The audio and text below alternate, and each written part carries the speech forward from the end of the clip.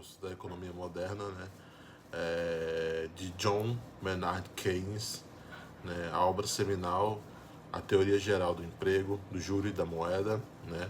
E vamos entender como essa teoria revolucionou o pensamento econômico e as suas implicações até os dias de hoje.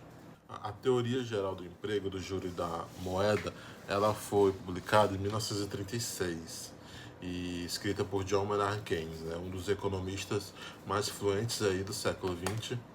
E Keynes nasceu em 1883 na Inglaterra, né, e viveu durante o período de profundas transformações econômicas e sociais.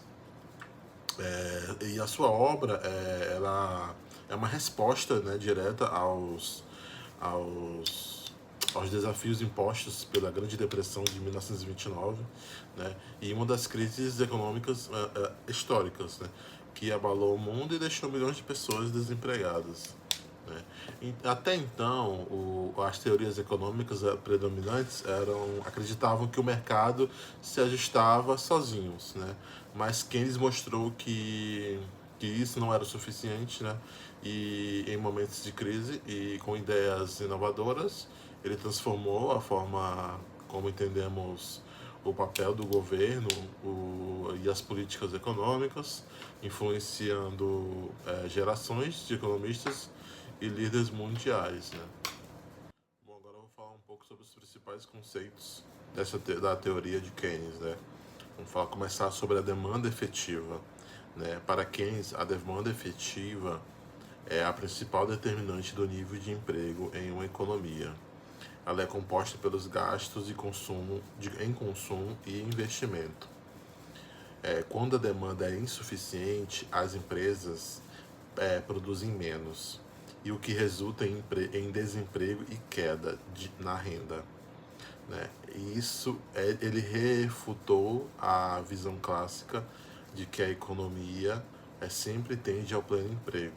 Então, segundo Keynes, o equilíbrio pode ocorrer em níveis de alto desemprego e requer intervenção para estimular a demanda. E Keynes argumenta agora falando sobre a questão do Estado, né? Ele argumentou que o mercado não consegue se autorregular em momentos de crise. Então, por isso que o governo ele precisa agir para estimular a economia. Isso pode ser feito de várias formas, né? Como o aumento de gastos públicos, né, em infraestrutura, por exemplo, para oferecer subsídio ou reduzir impostos para a contribuição para o consumo. Né? Ele também enfatiza a importância de políticas fiscais anticíclicas, né, em tempos de recessão, e o governo ele deve gastar mais para estimular a economia, enquanto em períodos de crescimento deve economizar para evitar o sobreaquecimento. Falando agora sobre a juros e moeda, né? O outro ponto-chave é a relação entre os juros e a moeda. Então, Keynes ele desafiou a visão clássica de que os juros eles são certos apenas pela poupança e investimento. Para ele, a preferência pela liquidez desempenha um papel crucial. Né? As pessoas elas escolhem entre investir ou manter o seu dinheiro líquido com base nas expectativas sobre o futuro. Né? Ele também explicou as especificações da armadilha da liquidez. Né?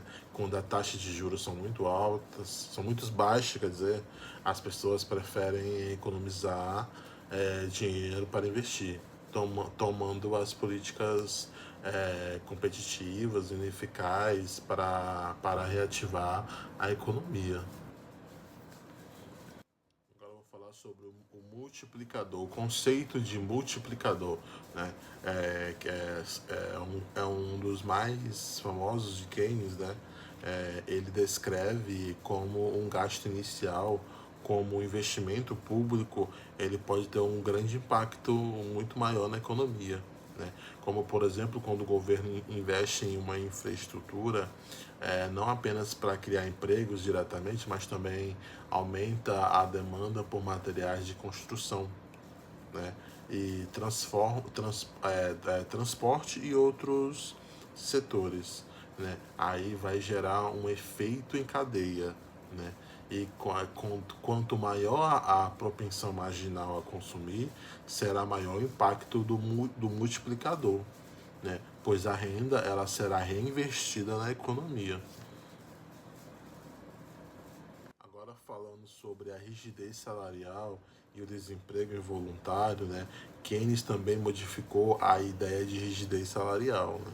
Que ocorre quando as extensões não caem facilmente, mesmo em tempos de crise, né? Isso pode ser devido aos contratos ou recebimentos de trabalhadores em desmotivar seus trabalhadores, né? Essa dificuldade impede ajustes, né, rápidos no mercado de trabalho e contribui para um desemprego involuntário, né? Quando as pessoas dispostas a trabalhar, elas não conseguem encontrar emprego, mesmo que aceitem receber menos. Falando sobre investimento, né, o investimento ele não depende apenas da taxa de juros, mas também das expectativas sobre o futuro, né? Se o empresário acredita que a demanda será futura baixa, eles não investem. Aí, mesmo que os juros sejam reduzidos. Essa incerteza é um dos fatores que tornam as crises econômicas tão difíceis de superar, tão complicadas de se superar, né? Então o Keynes ele destacou que chamou de espíritos animais, né? Referindo-se à confiança ou ao pessimismo dos agentes econômicos, né, que afetam diretamente o investimento e a atividade econômica. Para concluir, a teoria geral do emprego, do juro e da moeda é uma referência essencial para compreender como as economias modernas funcionam, né? As suas ideias são regulamentares não apenas para analisar as crises do passado, mas também para orientar as políticas públicas e as estratégias de recuperação econômica nos dias de hoje, né? Então Keynes ele nos mostrou que a economia não precisa ser um mistério, né? Ela pode ser compreendida, pode ser transformada por ações conscientes, né? Se você é isso. Até a próxima. Valeu, professor. Tchau.